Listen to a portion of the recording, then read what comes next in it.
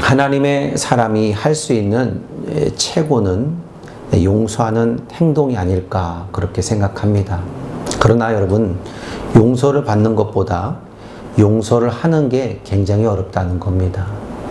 여러분, 그 상황이 벌어졌을 때에 그것을 너무나 생생하게 알고 있기 때문에 이것을 용서한다는 것은 너무나 어렵고 힘든 일이라는 거죠. 그런데 예수님은 인간들이 가장 어려워하는 이 용서의 끝을 보여주셨잖아요. 그 사랑의 은혜로 속에 하나님은 우리들에게 보여주셨습니다. 여러분, 용서하고 용서받는 일은 죄인들인 인간의 관계에서 피할 수 있는가? 정말 그렇지 않다는 거죠. 그것도 우리가 하나님 앞에 은혜를 받았다면 그 모든 것은 용서가 자연스럽게 될 수 있다는 마음을 가진 사람이 있는가 하면은 그렇지 못한 사람들이 있다는 거예요. 인간관계에서 피할 수 있는가? 그렇지 못하다는 거예요. 슬프고 아프지만 인간 안에는 진정한 용서의 마음이 그렇게 없습니다. 그런 능력조차도 없다는 거예요. 그래서 용서가 어려운 것이 아니라 불가능하게 보일 수 있다는 거죠.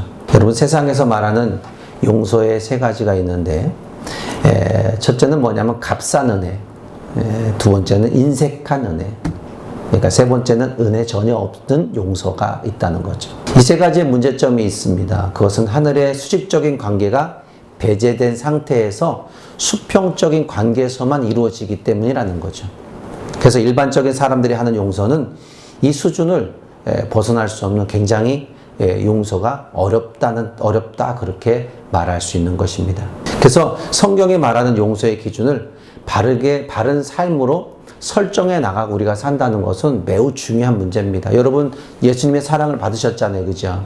예수님의 사랑을 받았다면 그 사랑 받은 것을 내 몸에 믿음으로 설정해 놓고 그 삶을 살아가야 된다는 거예요. 그것이 오늘 본문에서 말씀하고 있는 용서, 값이 아주 비싼 은혜가 담긴 용서의 한 모델이 오늘 요셉으로 등장하게 되죠. 여기서 용서는 수평적인 관계와 수직적인 관계가 함께 어우러진, 함께 공존하고 있다는 사실입니다. 인간은 수평적으로만 보기 때문에 용서가 어렵죠. 그러나 수직적인 관계로 속에 이루어지면은 또 이해하려면 이해 못할 게 없잖아요. 그런 관계를 보는 겁니다. 그래서 우리가 수직적인 관계로 용서하지 못하는 관계를 수평적인 관계로 용서하지 못하는 것을 수직적인 관계를 통해서 하나님께서 흘려주시는 그 은혜 속에서 우리가 용서의 특징을 우리가 살릴 수 있다는 것을 말하고 싶은 겁니다. 여러분, 요셉의 용서 이야기는 창세기 45장에부터 출발하게 나가죠. 그래서 50장, 오늘 본문 읽은 이 50장 15절로 21절에 이제 마무리를 하게 됩니다. 본문은 창세기의 마지막 장, 요셉의 생애의 마지막 이야기입니다. 여러분, 요셉의 이야기 너무 잘 알잖아요. 그죠? 요셉은 야곱의 12아들 중에 아버지 야곱의 사랑을 가장 독차지한 아들입니다. 아버지의 편애로 결국 요셉의 이야기는 엄청난 비극적인 상황으로 전개가 되고 나갑니다. 17살 요셉은 자신의 극도로 미워하는 형들에게 붙잡혔고 그 부분을 통해서 그 이야기를 통해서 이제는 요셉은 애굽으로 팔려가는 모습을 보게 되죠. 그리고 애굽의 왕의 친위대장 보디발의 집에 노예로 팔리게 됩니다. 그리고 그는 종의 신분으로 주인의 신임을 얻게 되는 놀라운 일도 겪게 됩니다. 그러나 신임을 받았지만 보디발의 아내의 모함으로 누명을 쓰고 감옥에 들어가게 되죠. 하지만 감옥에서 하나님의 은혜의 섭리의 섭리를 통해서 상상할 수 없는 일이 일어나게 됩니다. 그래서 그 상상할 수 없는 일이 마침내 요셉이 총리가 되는 모습을 보게 되죠. 여러분, 총리가 된 배경에는 바로의 꿈을 해석한 모습이 있습니다. 그 꿈의 해석은 그렇습니다. 7년의 풍성한 수확이 있었고 그 다음에는 여러분 7년 동안 기근의 모습이 왔다는 거죠. 이 부분을 통해서 요셉은 곡식을 사러 온 형제들을 만나게 되는 겁니다. 그리고 요셉의 이야기는 해피엔딩으로 끝나게 되는, 이렇게 함축해서 여러분에게 말씀해 주었습니다. 여러분, 요셉은 형들의 뉘우침을 이제 확인하는 장면을 오늘 이 말씀 본문을 통해서 우리는 알게 됩니다. 형들의 그 곡식사로운 형들의 그 뉘우침을 알고 자기의 정체를 드러내는 장면, 그리고 그들을 용서하는 장면. 창세기 45장 4절에 나는 당신들의 아우 요셉이니 당신들이 애굽으로 판자다. 여러분, 요셉은요 분명하게 형들 앞에 그렇게 형들의 죄를 언급하고 있다는 거예요. 그리고 말합니다. 창세기 45장 5절로 7절 8절에 당신들이 나를 이곳에 팔았다 해서 근심하지 말라는 거예요. 한탄하지 말라는 거예요. 하나님 생명을 구원하시려고 나를 당신들보다 먼저 보내셨다. 그리고 7절에 하나님이 큰 구원으로 당신들의 생명을 보존하고 당신들의 후손을 세상에 두시려고 나를 당신들보다 먼저 보냈나니, 그런즉 나를 이리로 보낸 이는 당신들이 아니고 하나님이시라. 그리고 하나님이 나를 바로에게 아버지로 삼으시고 그 온 집의 주로 삼으시고 애굽의 온 땅의 통치자로 삼았다. 요셉은요 이 모든 섭리가 하나님께서 하셨다는 것을 얘기하고 있는 거예요. 그것을 죄를 범한 자기를 팔은 형들에게 자기가 요셉이라고 얘기하고 이 모든 상황들을 하나님께서 하신 일이라고 다 이야기하는 거예요. 여기서 우리는 요셉의 형들을 용서할 때 수평적인 용서가 아니라 이 수직적 차원의 근거에서 용서한다는 거예요. 여러분, 인간적인 차원의 수평적인 것은 용서가 절대 안 되죠. 그런데 오늘 말씀을 보니까 어떻게 해요? 하나님께서 나를 이리로 보낸 거 다 하나님이 하신 일이다. 다 당신들이 그런 게 아니라 하나님이 하신, 계속 수직적인 관계를 유지하고 있다는 거예요. 그래서 용서는 수직적인 하나님의 관계 속에서 내가 당신들을 용서한다, 그렇게 말하고 있는 겁니다.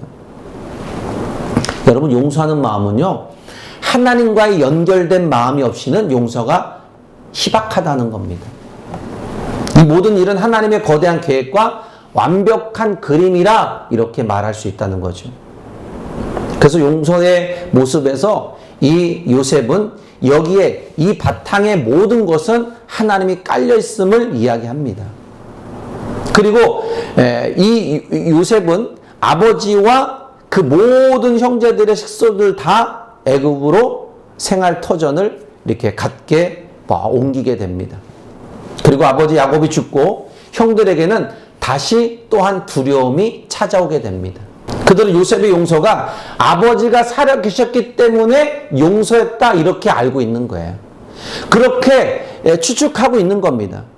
아버지가 아니었으면 우리는 이미도 요셉한테 다 죽었어. 아버지가 살아 계셨고 아버지가 요셉에게 다 용서하라고 했으니까 우리가 이렇게 용서받고 여기에 있는 거야, 이런 추측성을 가지고 있기 때문에 아버지가 돌아가시고 나니까 이제 우리 큰일 났다는 이렇게 두려움에 쌓여 있는 거죠. 그러면서 목숨을 구걸하는 모습을 오늘 장면에서 보게 됩니다. 여러분, 오늘 본문에 50장 16절 17절에 당신의 아버지가 돌아가시기 전에 명령하여 이르시기를 너희는 이같이 요셉에게 이르라. 내 형들이 내게 악을 행하였지라도 이제 바라건대 그들의 허물과 죄에 용서하라 하셨나니 당신의 아버지 하나님의 종들인 우리의 죄를 이제 용서하소서. 여러분, 요셉은 형들의 말은 이 내용을 듣고 울었다, 이렇게 표현합니다. 울었어요. 18절에 우리는 당신의 종들이다, 이렇게 하고 이 형들은 이렇게 완전히 납작 엎드리는 모습. 그러면서 19절에 뭐라 말합니까? 두려워하지 마소서, 내가 하나님을 대신하겠습니까? 이렇게 이야기하는 겁니다. 여러분, 나는 하나님을 대신할 수 없다. 요셉은 항상 하나님 앞이나 모든 사람 앞에서 충분한 겸손이 몸에 배어 있는 사람입니다. 그래서 이 겸손한 마음으로 용서할 수 있는 그 마음까지도 요셉에게 있다는 거예요. 만약에 요셉이 용서하기가 힘들었다면 그건 자신이 하나님이 아닌 스스로 죄인임을 망각한 탓이라 이렇게 볼 수도 있죠. 여러분, 요셉은 하나님 앞에서 충분히 겸손했기에 용서할 수 있다고 말씀드렸죠. 20절을 보면 요셉은 당신들을 날은 해하려 했으나 하나님은 그것을 손으로 바꿨다는 거예요. 여러분 믿습니까? 형들은 요셉을 죽이려고 했어요. 그런데 하나님은 계속적으로 요셉과 함께 하면서 그것을 요셉의 모든 상황들을 손으로 바꿨다는 거예요. 그러니까 지금 형들과 나와의 지금 만남도 하나님께서 이렇게 다 손으로 만들어 놓았다는 거죠. 여러분 요셉의 마음에는 충분히 기쁜 마음이 있는 거예요. 형들도 만나고 아버지도 만났고 모든 식구들을 다 만났잖아요. 그러니까 충분히 기쁘기 때문에 용서할 수 있는 마음이 있는 거예요. 그러나 요셉은 형들에게 당신들이 행한 행동은 악하였지만 그럼에도 불구하고 하나님이 나를 사랑으로 세우셨고 모든 것을 합력하여 선으로 만들어 주셨기 때문에 내가 용서할 수 있는 마음이 내 안에 충분히 있다. 그러면서 21절에 당신은 두려워하지 마소서 내가 당신들과 당신들의 자녀를 기르리이다. 이 얘기는 뭐예요? 당신들의 모든 식구들을 형들의 모든 식구들을 다 책임져 주겠다는 거잖아요. 그러면서 두려워 떨고 있는 형들을 위로해 주는 거예요. 위로해 주는 거예요. 여러분 과연 이런 사람이 있을까요? 이런 형제가 있을까요? 나를 죽이려고 팔아먹고 했는데 나중에 상황이 바뀌어져서 이 형들을 용서하려고 할 때 용서가 될까요? 여러분 참 쉽지 않은 일이죠. 그죠? 쉽지 않은 일입니다. 아마 쳐다보려고 하지도 않을 거예요. 이거보다 못한 일이 벌어졌어도 형제간의 인연을 끊고 사는 사람들이 얼마나 많아요. 여러분 요셉의 용서의 지금 이야기를 간략하게 여러분에게 말씀드렸는데 무엇을 느꼈습니까? 요셉처럼 나를 총리로 시켜주면 내가 용서해 줄게요. 이런 마음이 생겼습니까? 아니면 나를 진짜 권력이 넘치는 어떤 경제적으로 넉넉한 부자로 만들어주면 내가 용서해 줄게요. 이런 마음이 들었습니까? 여러분 요셉의 용서는 따라할 수 있다고 따라할 수 있는 게 아닙니다. 반드시 요셉이 행한 내적 부유함의 이 한 부분이 요셉의 그 마음을 움직였고 그 요셉의 마음은 그 형들을 용서할 수 있는 길로 만들어졌다는 거예요. 그러니까 여러분 내적인 성령에 충만한 이 부유함이 없이는 용서는 쉽지 않다는 거. 요셉이 이렇게 인간의 관계 속에서 수평적인 관계의 용서를 할 수 있었던 것은 전적으로 하나님과의 수직적인 관계가 올바랐기 때문에 그렇다는 거예요. 그러니까 여러분 하나님과의 수직적인 우리의 관계가 정확하지 않으면 우리 일생생활은 늘 꼬이는 거예요. 늘 답답한 거예요. 왜 나만 안 되지? 이런 생각이 들어가고 비판하고 원망하고 시비하고 나는 뭘 해도 안 돼. 이렇게 돼버리는 거예요. 그러니까 수직적인 차원의 관계가 정말로 하나님 앞에 놀라우면 늘 말씀드리지만은 인간은 상황과 환경에 굉장히 민감하죠. 그죠? 그 상황과 환경에서 어떤 모습의 사람으로 발전하느냐, 내가 은혜의 사람으로 발전한다는 그 모습은 하나님과 수직적인 관계가 올바른 사람이고 그 반대적으로 신경질적으로 바뀌는 사람은 지금 하나님과의 은혜 생활 관계가 별로 좋지 않다는 거예요. 여러분 우리는 요셉의 용서를 보았습니다. 요셉은 창세기 50장 19절 오늘 본문에 보면 내가 하나님을 대신하리까 이렇게 말하잖아요. 그죠? 늘 그래요. 요셉의 삶은 내가 하나님보다 먼저일 수는 없다는 거예요. 어떤 상황이 벌어져도 나에게 불리한 조건의 상황이 벌어져서 내가 또 그 반대적인 상황이 이루어져서도 내가 하나님을 대신할 수 없다는 거예요. 늘 요셉은 겸손했고 내가 용서할 수 있는 일이 아니었다는 내적인 마음의 표현이 겸손함으로 항상 나타나고 있는 거예요. 왜 그럴까요? 무엇 때문에? 나도 하나님 앞에 죄인이기 때문에 그런 거예요. 하나님보다 뛰어난 하나님을 앞지를 수 있는 인간이 아니라는 거예요. 아무리 자기가 내가 총리가 됐어도 아무리 내가 어떤 권력을 가졌어도 그 권력은 하나님 앞에 아무것도 아니라는 거예요. 나는 죄인이기 때문에 하나님을 붙들을 수밖에 없고 그분의 명령 앞에 나는 무릎 꿇을 수밖에 없다는 거예요. 여러분 우리에게 잘못을 행한 사람을 용서할 마음이 없다는 것은 아직 뭐예요? 자신의 죄성을 아직도 깨닫지 못한다는 어떤 증거가 지금 내 안에 있다는 거예요. 저도 참 용서하기가 너무 어려워요. 여러분도 어렵죠, 그죠? 너무 어려운 문제입니다. 그래서 이 부분을 놓고 우리는 기도하고 있잖아요. 우리는 참 요셉과 먼 거리의 사람으로 우리는 보고 있어요. 그렇잖아요. 여러분, 또 다른 면에서 이 용서의 기준에 대해서 우리 신약으로 넘어가 보면 마태복음 18장 21절 35절에 예수님께서 베드로와 이 용서에 대한 이야기를 나눕니다. 예수님께서 용서할 줄 모르는 종의 비유에 대해서 이야기하는데, 이 18장의 용서의 이야기는 한 임금의 신하에 빚진 것, 10,000달란트를 탕감해주는, 모든 걸 없애주는 이 모습에서 이 용서의 이 마음이 어떤 것인가를 이야기해 주는 거예요. 여러분, 10,000달란트 빚진 빚을 갚을 수 있는 금액이 아닙니다. 엄청난 금액입니다. 근데 그 금액을 임금은 그 신하의 모든 걸 탕감해 줬어요. 용서의 차원에서는 상상하기가 어려운 문제입니다. 여러분, 100만 원도 용서하기가 어렵죠, 그죠? 되게 어렵습니다. 그런데 있잖아요, 이 10,000달란트를 탕감받은 이 신하는 용서받은 후에 길을 걸어갑니다. 그런데 자기에게 빚을 갚지 않는 한 친구를 만나게 되는 거죠. 그리고 그의 목을 잡고 자기의 빚을 갚으라고 막 이야기하는 겁니다. 협박합니다. 여러분, 지금 그 신하는 임금에게 은혜를 받은 사람이잖아요. 그런데 길을 가다가 자기에게 빚진 자를 목을 잡고 너 왜 내 돈 안 갚어? 이런 이야기를 하는 거예요, 지금. 은혜를 받은 자가 은혜를 베풀어야 되는데 은혜 받은 건 싸게져 버리고 동료를 목조로서 옥에 가둬버립니다. 이 행동을 지켜봤던 임금의 신하들, 또 다른 신하들 있잖아요. 이 얘기를 임금한테 얘기해요. 그리고 임금은 노합니다. 그리고 그 빚을 10,000달란트를 갚을도록 옥에 집어넣어 버려요. 여러분, 마태복음 18장 33절 임금이 신하들에게 말하는 거죠. 내가 너희를 불쌍히 여김과 같이 너도 내 동료를 불쌍히 여기는 게 마땅하니라. 여러분, 믿습니까? 너가 나의 은혜를 받았다면 너도 다른 사람에게 은혜를 끼쳐. 내가 너를 용서했다면 너도 다른 사람을 용서해 줄 수 있는 사람이 돼야 되는 거예요. 그렇게 하라는 거예요. 내가 너를 불쌍히 여겼으니까 너도 다른 사람을 좀 불쌍히 여겨줘. 여러분, 여기서의 용서의 비유는 뭐예요? 먼저 그 용서가 뭐예요? 수직적인 관계를 보여줬다는 거예요. 임금이 신하에게 수직적인 관계를 보여줬어요. 그러니까 수평적인 관계에 동료로 또 불쌍히 여기라는 거예요. 수직적 차원의 용서는 용서받은 자 안에 겸손을 만들어내는 겁니다. 무한한 죄의 용서입니다.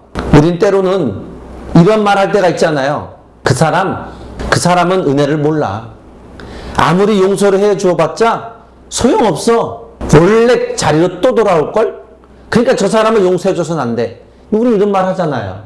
여러분, 이런 태도는 과연 겸손한 태도인가? 겸손하지 못한 태도겠죠. 왜 그럴까요? 그렇게 말한 사람도 누군가에게 큰 도움을 받았을 거예요. 크고 작은 어떤 도움을 받은 게 있을 겁니다. 그런데 자신은 그 은혜를 입은 기억이 없다고 말하는 거죠. 그렇기 때문에 저 사람은 절대 용서해줘는 안 된다는 거예요.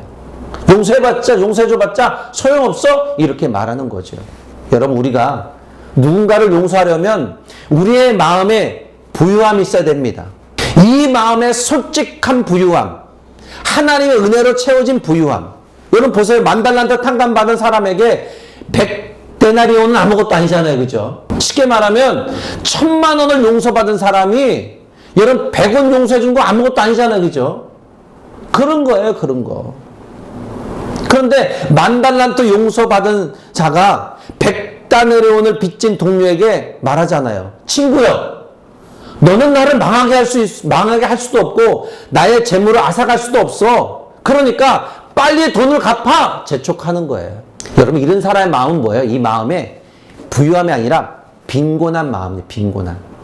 거지 같은 빈곤한 마음. 거지의 근성을 가지고 있는 빈곤한 마음. 자신만 아는 이기적인 은혜를 모르는 파렴치한 사람 아닐까요? 여러분, 이런 사람은요, 다른 사람에게 너그러운 마음을 가질 수가 없습니다. 그러나 하나님의 사랑, 그 용서라는 내적인 부유함이 은혜가 있는 사람은 다른 사람에게 큰 상처를 주지 않는 부드러운 행복을 나눠줄 수 있는 그런 사람이 될 수 있다는 겁니다. 여러분, 자신이 하나님에게 용서받은 것은 기뻐할수록 더 빨리 다른 사람을 용서하는 마음이 있어야 된다는 거예요. 그래서 하나님께서 진심으로 회개하는 사람은 다른 사람을 용서하지 않을 수가 없다는 거죠. 남을 용서할 수 없는 마음의 소유자는 주님 앞에 회개하지 않아서 일어난 결과로만 보고 알 수 있다는 거예요. 여러분, 신앙생활에 있어서 하나님에게 받은 최고의 선물이 무엇인지 아세요? 제가 느껴본 건데 회개의 마음이에요. 여러분에게 몇 번 말씀드렸을 거예요. 신앙생활하는 우리 신앙인들에게 하나님께 받은 최고의 선물, 회개하는 마음. 여러분, 이 회개하는 이 마음, 이 회개가 없이는 회신의 마음으로 완벽한 그리스도의 은혜로 채울 수가 없어요. 그러면 여러분 어떻게 해요? 흔들리는 사람이 되는 거예요. 그냥 수평적으로만 살아가는 거예요. 수직적인 관계는 그냥 아예 없애버리는 거예요. 배제해버리는 거예요. 우리가 누군가를 진정으로 용서하려면 반드시 수직적인 관계의 용서를 경험하는 일이 있어야 됩니다. 왜 우리 경험했잖아요. 수직적인 용서 경험, 예수님이 나를 위해 죽으신 거 경험했잖아요. 이게 수평적인 겁니까? 수직적인 거예요. 여러분, 하나님께서 나를 용서했다는 이 자체는요, 이 마음이 식어지지 않고 계속 내 마음에 따뜻함을 있다는 것은 이건 대단한 거예요. 그런데 하나님 예수 그리스도께서 나를 용서하지 않았다는 그것이 식어져 있으면 문제가 되는 거예요. 그 문제가 뭡니까? 나 시험 들었어 하는 거죠. 여러분, 수직적인 용서하는 그 마음은 우리 안에 내적 부유함으로 만들어졌다는 거예요. 나 아직도 예수님이 나를 위해서 죽으셨고 나의 죄를 용서해 주신 거야. 이 따뜻한 마음이 바로 부유함. 그래서 수평적인 용서가 가능한 것입니다. 요셉에게 이런 마음이 있었다는 거예요. 여러분, 저와 여러분에게 이런 마음이 있기를 축복합니다. 그가 형제들을 사랑할 수 있고 용서할 수 있다는 사실은 요셉이 하나님 앞에 죄인으로서 용서받은 경험을 보여준 거예요. 그렇기 때문에 용서 없는 복음은 복음이 아닙니다. 우린 복음을 들었죠? 이 복음을 누군가에게 전해주고 있습니다. 그러나 여러분, 용서가 쉽지 않은 일은 분명하죠. 분명합니다. 그래도 우리는 십자가의 은혜를 얻은 용서받은 의인들 아니겠습니까? 그 복음의 능력이 우리를 천국으로 인도한다는 사실 또한 우리는 알고 있습니다. 이것이 주님이 우리를 용서의 피를 흘린 대가인 것입니다. 그래서 우리가 전하는 복음의 용서 없는 복음은 복음이 아닌 것입니다. 복음의 능력을 경험하게 되는 최고의 자리는 우리가 누군가를 용서할 때입니다. 그때 비로소 내가 나 참 은혜로 충만한 사람이구나. 내가 하나님께 이렇게 잡혀있는 사람이구나. 그렇게 말할 수가 있겠죠. 여러분, 우리는 누군가를 용서한 조건 때문에 하나님의 용서를 경험한 게 아니에요. 내가 무엇인가 잘했기 때문에 하나님께 용서받은 것이 아니라는 거예요. 하나님의 무조건적인 사랑의 용서입니다. 복음의 진리는요, 내가 너를 이미 용서했다 합니다. 용서했다. 이미도 용서했다. 그래서 너도 남을 용서하는 사람이 돼야 된다. 우리는 왜 이렇게 용서해야 할까요? 그것은 하나님 앞에서의 절대 평가가 있기 때문에 그래요. 절대 평가. 하나님의 비유에서 우리가 이해할 수 없는 것은 다 맞는 말씀이죠. 그럼에도 불구하고 우리는 용서에 인색할 때가 얼마나 많은지 몰라요. 여러분, 우리는 절대 평가와 상대 평가의 구분을 할 필요가 있습니다. 우리가 누군가를 용서하기 어려울 때는 그 사람을 자신과 비교해서 상대 평가하기 때문인 거죠. 그래서 우리가 용서가 어려운 겁니다. 적어도 나는 저 사람이 하는 일과 달라. 나는 저 사람의 행동을 하지 않아. 이런 거겠죠. 그러나 여러분, 주님의 비유는 그게 아니라 너는 하나님 앞에서의 절대평가를 볼 때에 그 사람과 너를 비교하지 말라는 거예요. 비교해서 용서해야 돼, 말해야 돼, 그렇게 결정져서는 안 된다는 거예요. 왜 그럴까요? 남을 비교하는 상대적인 평가는 용서가 불가능하기 때문에 그래요. 항상 내가 쟤보다 낫거든요. 비교 평가하면 여러분, 상대방보다 내가 못하다고 이야기하는 사람 있습니까? 그래도 내가 쟤보다는 잘했어 막 이러잖아요. 그죠? 그래서 불가능하다는 거예요, 용서가. 그래서 용서는 수평적인 관계, 수직적인 관계에서만이 반드시 비롯된다는 사실. 이 점에서는 그리스도인은 자신이 맺고 살아가는 모든 관계 속에서 하나님과의 관계가 함께 계시고 특히 내가 용서해 줘야 할 대상을 만났을 때 나의 죄를 아무 조건 없이 용서해 주신 하나님의 그 수직적인 관계를 보고 생각해야 된다는 거예요. 성도인 우리가 용서하지 않는다면 여러분은 복음을 믿는다고 할지라도 그 능력이 여러분에게 있지 않다는 거예요. 채울 수 없다는 거죠. 우리 모두가 용서해야 할 대상이 분명히 있습니다. 저에게도 있고 여러분에게도 있을 거예요. 물론 용서하지 않은 채 편한 대로 잊어버리고 살아가는 사람도 있습니다. 그냥 냅둬. 그냥 그렇게 살아가게. 이런 사람 있죠, 그죠? 전혀 관계없이 그냥 이렇게 살아가. 그냥. 그러면 돼. 여러분의 마음 안에서 용서가 단번에 이루어지는 것이 아니냐는 사실도 우린 분명히 알고 있어요. 용서를 하는 일은 순간일 수 있지만 용서를 하겠다는 사람에게는 마음의 시간이 반복적으로 일어날 수 있잖아요. 내가 해야 될까 말아야 될까. 용서는 순간적으로 뭐 그렇게 말은 해서 이루어질 수 있지만 그러나 그걸 하기 위해서는 남은 시간에 내가 얼마나 많은 시간을 갖는지 몰라. 계속적인 반복적인 시간이 얼마나 많은 시간이 갔는지 몰라요. 그 반복적인 시간에 어떤 사람은 10년이 걸릴 수도 있어요. 그죠? 몇십 년 만에 그렇게 용서할 수도 있어요. 이렇게 우리는 어리석은 존재라는 거예요. 그런데 여러분, 예수님께서 우리를 선택하셨고 단번에 용서하셨잖아요. 그죠? 와, 이거는 여러분 대단한 거예요. 인간은 할까 말까 망설이고 고민하고 막 시간을 막 그냥 그냥 올해 하지 말고 내년에 해. 또 내년 가면 다음 년도 해. 막 이렇잖아요. 예수님은 우리에게 그렇지 않아요. 내가 너를 용서해 줄까 말까 막 이렇게 막 그렇게 하질 않았어요. 밀당하고 이렇게 하지 않았어요. 단번에 하신 거예요. 단번에. 여러분, 우리는 복음 안에서 용서가 돼야 되죠. 복음을 통해서. 이 복음이 뭡니까? 하나님 말씀이잖아요. 말씀 안에서부터 자신을 건져내는 그 노력의 은혜. 그래서 그 자신을 건져낸 그 노력의 은혜가 마침내 복음의 능력을 통해서 다른 사람까지 건져낸다는 그 사실, 그 건져낸다는 건 뭐예요? 그 사람을 용서한다는 거겠죠. 여러분, 이 축복이 저와 여러분에게 있기를 주의 이름으로 축복합니다.